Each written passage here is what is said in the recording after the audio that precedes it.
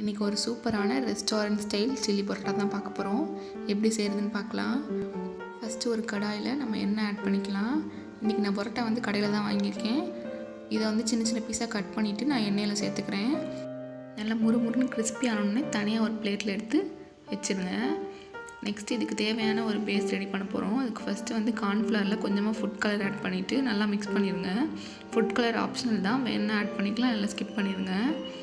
அவ்வளோதான். அதே கடாயில் கொஞ்சமாக எண்ணெய் விட்டு ஒரு பெரிய சைஸ் வெங்காயம் வந்து இந்த மாதிரி ஸ்கொயர் ஷேப்பில் கட் பண்ணி அதை ஆட் பண்ணிக்கோங்க. நெக்ஸ்ட்டு கேப்சிகமும் ஸ்கொயர் ஷேப்பில் கட் பண்ணியிருக்கேன், அதை ஆட் பண்ணிட்டு கொஞ்சமாக சால்ட் ஆட் பண்ணி நல்லா மிக்ஸ் பண்ணி விடுங்க. இப்போ ஹை ஃப்ளேமில் இருக்கட்டும். நெக்ஸ்ட் நம்ம பொரிச்சு வச்சுருந்த பரோட்டா எல்லாமே ஆட் பண்ணிக்கலாம்.